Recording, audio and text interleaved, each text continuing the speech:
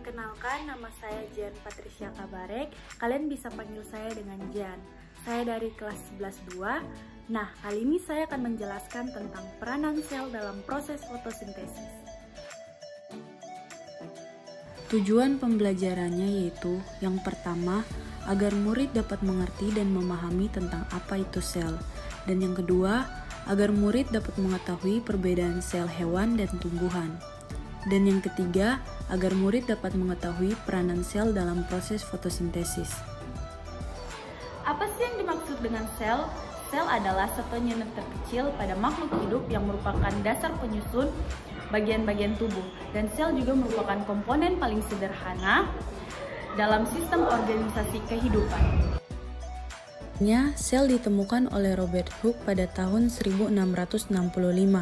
Penemuan sel tidak mungkin terjadi jika karena kemajuan mikroskop. Dengan didorong oleh keinginannya untuk mempelajari dunia mikroskopis, Hooke memperbaiki desain mikroskop majemuk pada tahun 1665. Mikroskop Hooke menggunakan 3 lensa dan lampu yang menerangi dan memperbesar spesimen. Perkembangan ini memungkinkan Hooke untuk melihat sesuatu yang menakjubkan ketika ia meletakkan sepotong gabus di bawah lensa mikroskop. Sel sendiri dibagi menjadi 2 tipe, yaitu prokariotik dan eukariotik. Kalau prokariotik tidak memiliki membran inti, sedangkan eukariotik memiliki membran inti. Perbedaan sel hewan dan tumbuhan. Yang pertama, sel hewan berukuran 10-30 mikrometer, sedangkan sel tumbuhan berukuran 10-100 mikrometer.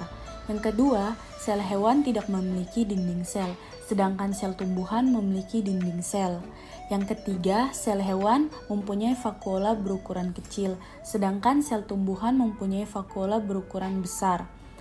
Yang keempat, sel hewan tidak memiliki plastisida, sedangkan sel tumbuhan memiliki plastisida. Yang kelima, sel hewan memiliki sentriol dan sentrosom, sedangkan sel tumbuhan tidak ada sentrosom. Di sel tumbuhan ada cairan yang bernama sitoplasma. Sitoplasma adalah bagian sel yang terbungkus membran plasma.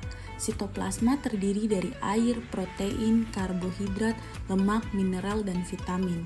Fungsi dari sitoplasma adalah sebagai tempat penyimpanan bahan kimia sel yang penting bagi metabolisme sel seperti enzim-enzim, ion-ion, gula, lemak, dan protein. Metabolisme sel adalah reaksi-reaksi kimiawi di dalam sel yang terjadi untuk menjaga agar sel tersebut tetap hidup. Ini adalah contoh metabolisme pada sel tumbuhan, yaitu fotosintesis. Selanjutnya saya akan menjelaskan tentang persamaan reaksi pada fotosintesis. Persamaan reaksi kimia untuk proses fotosintesis. Untuk pelajaran kimia, kita pelajari tentang persamaan reaksi yang setara. Nah, teman-teman, kita lihat ada CO2 atau karbon dioksida bereaksi dengan H2O atau air yang dibantu oleh cahaya matahari dan klorofil atau zat hijau daun menghasilkan C6H12O6 atau glukosa dan O2 atau oksigen. Kita lihat dulu apakah semua setara di sebelah kiri. Atom karbonnya yaitu sama dengan 1.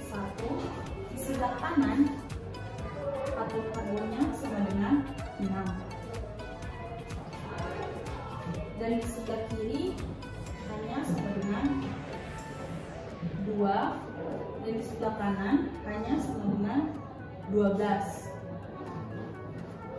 Dan di sebelah kiri O-nya sama dengan 3. Dan di sebelah kanan O-nya sama dengan 8. Supaya sama ruas di kiri dan di kanan, maka kita akan menambahkan koefisien 6 di sini.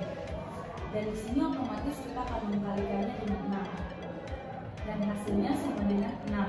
Maka ruas di sebelah kiri dan di sebelah kanan hasilnya sudah setara. Selanjutnya kita ke unsur hidrogen. Supaya setara, kita tambahkan koefisien di depan H2 sebanyak 6. Maka kita akan mengkalikannya juga dengan 6 sama dengan 12. Nah, di sini hasilnya sudah sama di ruas sebelah kiri dan di sebelah kanan. Nah,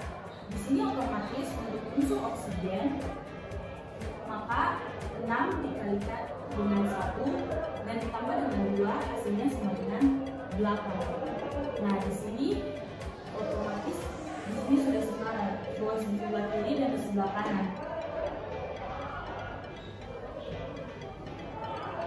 Maka persamaan reaksi ini kita sudah sempurnakan.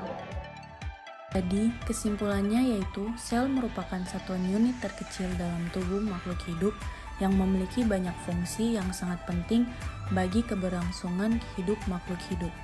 Dari materi yang sudah kita pelajari, kita tahu bahwa Tuhan sungguh amat baik menciptakan sel untuk makhluk hidup yang mempunyai banyak fungsi untuk keberlangsungan hidup makhluk hidup.